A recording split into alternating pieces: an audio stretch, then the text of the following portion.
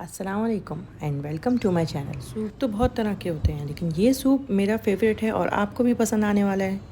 Recipe start करेंगे हम, ज़रा भी देर नहीं करेंगे। बिस्मिल्लाहिर्रहमानिर्रहीम। हम स्टार्ट करेंगे जैतून के तेल से, या फिर आप मक्खन भी यूज़ कर सकते हैं। अगर आपके पास भी वाइट प्याज है तो आपको भी यही इस्तेमाल करनी चाहिए, क्योंकि इससे टेस्ट ज़्यादा अच्छा आता है। मीडियम आंच पे हमने कुकिंग करनी है। हल्का सा इसको हम मिक्स करेंगे और हम इसमें फिर अपनी हरी प्याज ऐड करेंगे। हरी प्याज ऐड करने के बाद हम इसमें लहसुन ऐड करेंगे। लहसुन की क्वांटिटी आप देख रहे हैं ज़्यादा है, आप भी ज़्यादा ही रखिएगा, बल्कि आप और भी कुछ जवे बढ़ाना चाहें तो बढ़ा सकते हैं। कम से कम 1 मिनट तक अब इसको हम फ्राई कर लेंगे। ब्राउन नहीं करना है, सिर्फ इसको फ्राई करना है ताकि इसकी कच्चेपन की थोड़ी सी स्मेल कम हो जाए। अब हम इसमें आलू ऐड करेंगे। कटे हुए हों, बारीक किसी भी तरह से आप काट सकते हैं। आलू ऐड करने के बाद मिक्स करेंगे। प्याज के साथ ही हम इसको फ्राई करेंगे, थोड़ी देर के लिए पका लेंगे, कुछ सेकंडों तक। उसके बाद हम इसमें थाइम ऐड करेंगे। थाइम नहीं है आपके पास तो हम ऐड करेंगे इसमें अजवाइन। ड्राइड थाइम को ही अक्सर अजवाइन ही कहा जा रहा होता है। खैर, अजवाइन हम ऐड करेंगे। अजवाइन नज़ला ज़ुकाम में भी बहुत फ़ायदा देगी, इसके अलावा गर्म रखती है सर्दियों में। अच्छी तरह से मिक्स करेंगे, कुछ सेकंडों तक दोबारा इसको पकाएंगे। अब हम इसमें ऐड करेंगे चिकन क्यूब। उसके बाद हम इसमें ऐड करेंगे पानी।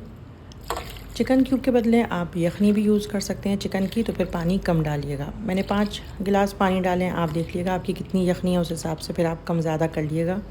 अब बारी है नमक की और काली मिर्च की। काली मिर्च आप कम ज़्यादा कर सकते हैं। तो दोनों चीज़ें ऐड करने के बाद हम इसको मिक्स करेंगे और पकने के लिए ढक्कन ढक के रख देंगे। 15 से 20 मिनट तक हम इसको पकाएंगे। अब हम इसमें ऐड करेंगे क्रीम। क्रीम ऑप्शनल है, आपको नहीं पसंद तो आप नहीं यूज़ करें, लेकिन क्रीम से बहुत अच्छा फ्लेवर आएगा। तो अगर आप डाइट वगैरह नहीं कर रहे हैं और कोई इशू नहीं है तो क्रीम ज़रूर ऐड करिएगा।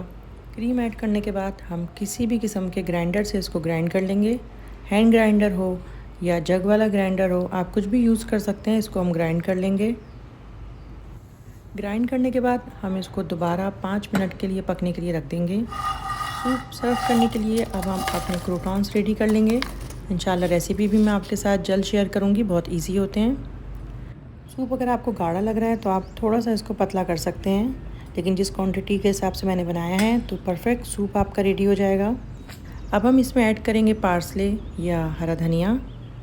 अच्छी तरह से बारीक चॉप करके हम इसमें ऐड कर लेंगे। गरम गरम सूप बिल्कुल रेडी है सर्विंग के लिए। आप किसी वक्त भी इसको आप सर्व कर सकते हैं, दोपहर के खाने में, रात के खाने में या मॉर्निंग में। बहुत ही मज़ेदार लगता है और बच्चे बड़े मेरे घर में सब इसको पसंद करते हैं। आप भी ट्राई करिए, आपको ज़रूर पसंद आएगा।